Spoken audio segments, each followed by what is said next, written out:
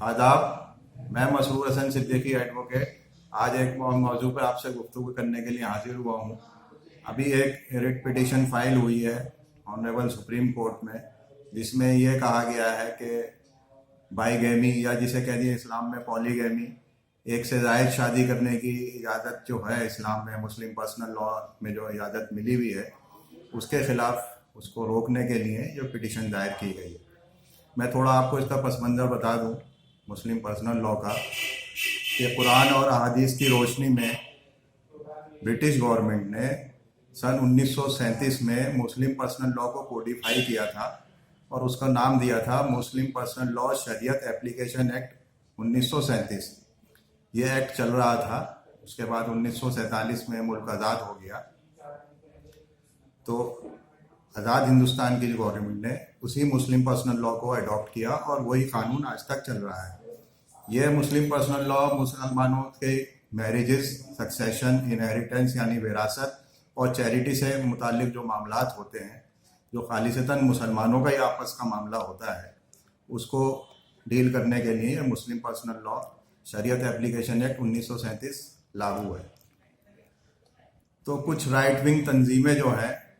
ये कहिए लास्ट के पिछले 10 साल में इन्होंने ज़्यादा ही सर उठाना शुरू कर दिया है और इनको ज़्यादा तकलीफ मुस्लिम पर्सनल लॉ से हो रही है कि मुस्लिम पर्सनल लॉ में जो कुछ ख़ास रसूमात हैं मुसलमानों की, जो कुरान और अहादीस से साबित होती हैं, जिसके बेस पे ये मुस्लिम पर्सनल लॉ बना था, तो उसमें ये कहते हैं कि मुसलमानों को कुछ ख़ास रियायतें, कुछ ख़ास छूट, कुछ ख़ास अपनी रसूमात अदा करने के लिए अलग जो दूसरे मज़ाहिब के लोग हैं उससे अलग हैं। जैसे मुसलमानों में 4 शादी करना जायज़ है, दूसरे और किसी मज़ाहिब में 2 शादी करना जायज़ नहीं है, वो जुर्म करार दे दिया जाता है और उसको अगर वो शादी वाइड डिक्लेयर हो जाती है तो उसमें सज़ा का भी प्रावधान है। तो ये राइट विंग तंजीमें हैं, ये राइट विंग ग्रुप जो हैं, ये वक्तन अपना सर उठाते रहते हैं और ये मुस्लिम पर्सनल लॉ से अपनी नाखुशी का इजहार करते रहते हैं और किसी ना किसी तरह मुसलमानों के मामलात में, मुस्लिम पर्सनल लॉ के मामलात में इंटरफेयर करते रहते हैं और उसमें रुकावटें खड़ी करते रहते हैं ताकि मुसलमानों का माइंड उधर डाइवर्ट हो जाए और मुसलमान जो अगर कोई तरक्की कर रहे हैं, मुस्लिम कौम आगे बढ़ने की कोशिश कर रही है, तो वो अपने इसी मामलात में फंस के रह जाए और वो अपनी तरक्की ना कर पाए, तालीम में पीछे हो जाए और वो सिर्फ ये शादी ब्याह के मामलात में फंस के इसी की कानूनी उसमें जो है उलझ के रह जाए। तो हमें ये चाहिए कि जो मुस्लिम रहनुमा हैं, मुस्लिम कौम के हमारे रहबर हैं और अकाबिर जो हैं, इस टाइम हमें इख्तलाफ भुला देने चाहिए। हमारे अलग अलग मसलक जो बने हुए हैं, ठीक है, आप अपनी मजहबी इबादत के लिए, मजहबी रसूमात अदा करने के लिए आप मसलक बना लें, लेकिन जब हमें एक कौम बन के किसी चीज़ का मुकाबला करना है तभी हम कामयाब हो सकते हैं। तो हमें मसलकी इत्तेहाद की इस वक्त बहुत सख्त ज़रूरत है। सारे मसलक के अकाबिर जो हैं, रहनुमा हैं और उलेमाए दीन हैं, वो सब एक प्लेटफॉर्म पर आ जाएं और बीजेपी और इनकी राइट विंग तंजीमों के जो मंसूबे, नापाक मंसूबे हैं दीन इस्लाम को इस मुल्क से ख़त्म करने के, हमारे रसूमात में इंटरफेयर जो करते हैं, तो हम उसका मुकाबला कर सकें। और आए दिन ये सेंट्रल गवर्नमेंट या स्टेट गवर्नमेंट्स जो अलग अलग कानून ला रहे हैं, जैसे आजकल लोग जिहाद के बारे में भी आ रहे हैं, उसका वीडियो मैं एक अलग बनाऊँगा, वो अलग मौजूद गुफ्तगू हो जाएगा, काफ़ी लंबा वीडियो हो जाएगा। तो आज उस मौजू को मैं नहीं छेड़ रहा, लेकिन हमें इसका जो है डट कर मुकाबला करना पड़ेगा, तभी हम कामयाब हो सकेंगे। तो एक वकील साहब हैं, एडवोकेट विष्णु शंकर जैन नाम है, एडवोकेट एंड रिकॉर्ड हैं सुप्रीम कोर्ट ऑफ इंडिया में। वो आए दिन इसी तरह के मामला जो मुस्लिम पर्सनल लॉ से जिनका ताल्लुक़ है, मुस्लिम इबादत से, मुस्लिम रसूमात से, शादी ब्याह की तकरीब, सक्सेशन वगैरह, ऐसे मामलात में वो आए दिन पिटीशन डालते हैं, या तो खुद डालते हैं या कुछ ऐसी मुसलमान औरतों को या मुसलमान शख्स को तैयार कर लेते हैं जो, मैं तो ये कहूँगा कि वो भटक गए होते हैं मज़हब से, वो समझ नहीं रहे कि मज़हब में क्या चीज़ ठीक है, क्या गलत है, क्या कुरान से साबित हो रही है, क्या हदीस से साबित हो रही है। तो उन लोगों को, भटके हुए लोगों को ये अपने साथ लेके केस डलवा देते हैं। जैसे अभी शायरा बानो वाला मामला हुआ जिसमें 3 तलाक का मामला डाला गया था औरतों की तरफ से, तो उसके बाद जो है वो 3 तलाक जो है गैर कानूनी करार दे दी गई, तो वो केस भी ऐसे ही जो है किसी मुसलमान औरत से डलवा दिया गया था। तो अब ये विष्णु शंकर जैन जो हैं, ये आए दिन ऐसे ही मामला डालते हैं। पहले मैं आपको ये जो पिटीशन डली है इसके बारे में बता दूं। इसमें इन्होंने कहा है कि सेक्शन 2 जो है मुस्लिम पर्सनल लॉ शरीयत एक्ट 1937 का जो है, جس میں ایک سے زیادہ شادی کرنے کی اجازت دی گئی ہے، اس کو انہوں نے کہا یہ انکانسٹیٹیوشنل ہے،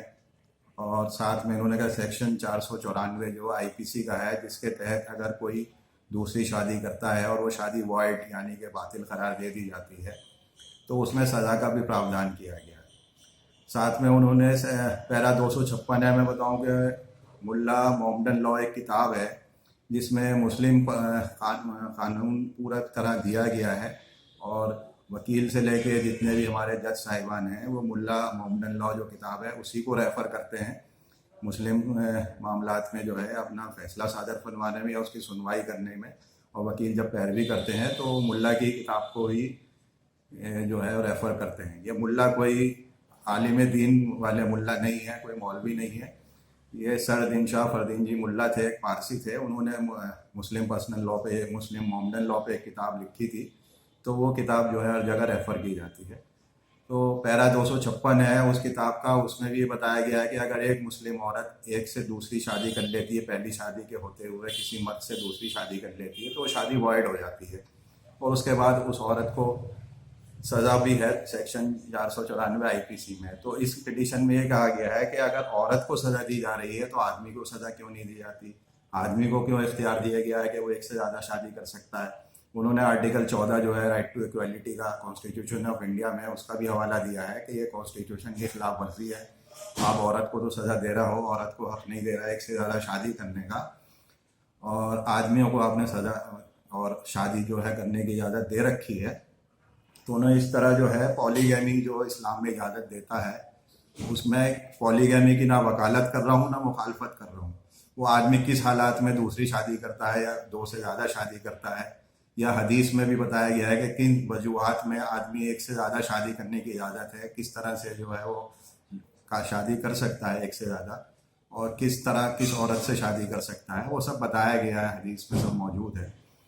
تو میں نہ شادی زیادہ کرنے کی وکالت کر رہا ہوں نہ اس کی مخالفت کر رہا ہوں، میں آپ کو قانونی پوائنٹ سمجھانے کی کوشش کر رہا ہوں۔ تو انہوں نے کہا یہ انکانسٹیٹیوشنل ہے، ایک سے زیادہ شادی کرنے کی مردوں کو اجازت دے رکھی ہے، آپ نے عورتوں کو اجازت نہیں دے رکھی۔ تو انہوں نے کہا ہے کہ سیکشن 2 مسلم شریعت ایکٹ 1937 کا ہے، اس کو بھی ڈکلیئر کیا جائے کہ یہ انکانسٹیٹیوشنل ہے۔ ساتھ میں سیکشن 94 میں جو بھید بھاؤ ہے کہ سزا کا پراودھان رکھا گیا ہے اور عورتوں کو سزا ملتی ہے، مسلم عورتوں کو، مسلم مردوں کو سزا نہیں ہے، تو اس سیکشن کو بھی انہوں نے کہا ختم کیجیے۔ تو یہ وشنو شنکر جین ہر طرح کا شر پھیلاتے ہیں، ان کا اس مسلم پرسنل لا سے کوئی تعلق نہیں تھا، ان کے دل میں اتنا درد کیوں ہو گیا کہ مسلم عورتوں کے لیے انہوں نے یہ پٹیشن ڈال دی۔ یہ اور کچھ نہیں ہے، مسلمانوں کے جذبات کو ٹھیس پہنچانا ہے، مسلمانوں کے جذبات کو مجروح کرنے والا معاملہ ہے۔ یہ وشنو شنکر جین ہر طرح سے جو ہے مسلمانوں کو معاملات کو اٹھاتے آئے ہیں۔ اس سے پہلے انہوں نے section 4 places of worship act 1991 ہے، وہ آپ کو سب کو پتہ ہے کہ اس میں یہ ہے کہ 15 اگست 1947 تک جو مندر مسجد جس حالات میں ہے وہ ویسی رہیں گے، اس میں کسی طرح کی مداخلت کورٹ نہیں کر سکتی۔ اس ایکٹ کو انہوں نے چیلنج کیا، ساتھ میں انہوں نے وقف ایکٹ 1995 کو بھی چیلنج کیا کہ اس میں وقف بورڈ کو جو کچھ زیادہ اختیار دیے گئے ہیں اپنی جگہوں سے انکروچمنٹ خالی کرانے کے، تو انہوں نے اس ایکٹ کو بھی چیلنج کیا۔ ساتھ میں ابھی آپ نے پڑھا ہوگا کہ متھرا میں جو شاہی عیدگاہ ہے اس کو بھی ایک کرشن جنم استھان بتا رہے ہیں، اس کے نیچے بتاتے ہیں کہ کنس کا کاراگار تھا جہاں شری کرشن کا جنم ہوا، اس کے لیے بھی انہوں نے متھرا میں کیس ڈالا ہے۔ انہوں نے متھرا عیدگاہ کا اور کرشن جنم استھان کا معاملہ پھر سے اٹھانے کی کوشش کری، وہ معاملہ ابھی بھی زیر سماعت ہے۔ اس کے ساتھ ساتھ بابری مسجد اور رام جنم بھومی کا جو معاملہ تھا سپریم کورٹ میں، اس میں ایک فریق کے یہ وکیل کی حیثیت سے بھی پیش ہوئے۔ اس کے علاوہ بھی بے شمار مقدمے ہیں جس میں انہوں نے مسلمانوں کے جذبات کو ٹھیس پہنچانے کی کوشش کری اور مسلم پرسنل لا کو اٹیک کرنے کی کوشش کری ہے۔ تو ان کا مقصد جو صرف مجھے لگتا ہے کہ وکالت ایک نوبل پیشہ ہے، میرا بھی اس پیشے سے تعلق ہے، ہمیں کسی کو جو ہے ٹھیس پہنچانے کی ضرورت نہیں ہے، ہمیں وکالت کا اپنا پیشہ اس طرح کیسے کرنا چاہیے کہ جو جائز اور حق بات ہے ہمیں صرف وہ اٹھانی چاہیے، نہ کہ ہمیں شر پھیلانے والی کوئی بھی بات کرنی چاہیے۔ تو میں اس سلسلے میں بار کونسل آف انڈیا کو بھی اپروچ کرنے والا ہوں کہ اس طرح کا جو وکلا ہیں جو کمیونل ہارمونی کو ٹھیس پہنچانا، ایڈوکیٹ ایکٹ میں صاف لکھا ہے کہ آپ ایسا کوئی کام نہیں کریں گے جس سے کسی دوسرے کو تکلیف ہو، جو ایڈوکیٹ ایکٹ کے خلاف ہو، تو ایسا کوئی کام ہمیں نہیں کرنا چاہیے۔ تو ان کے خلاف میں بار کونسل آف انڈیا میں بھی ایک کمپلینٹ کروں گا کہ ان کو جو ہے اس طرح کی حرکتیں کرنے سے روکا جائے۔ ساتھ میں اپنی قوم کے اور دوسرے بھی جتنے سیکولر مائنڈیڈ لوگ ہیں ان سب سے یہی اپیل کروں گا کہ آپ اپنے طور پر بھی آپ اس چیز کو اسٹڈی کریں، गूगल सर्च करेंगे या और वेबसाइट पर सर्च करेंगे, आपने विष्णु शंकर जैन ने किस तरह के मुकदमा अब तक लिए हैं, किस तरह से एक कौम को ये टारगेट कर रहे हैं, किसके इशारे पे कर रहे हैं, मैं ये कहना नहीं चाहता। तो इनके खिलाफ जो है ज़्यादा से ज़्यादा कंप्लेंट्स और हमारी जो है अपना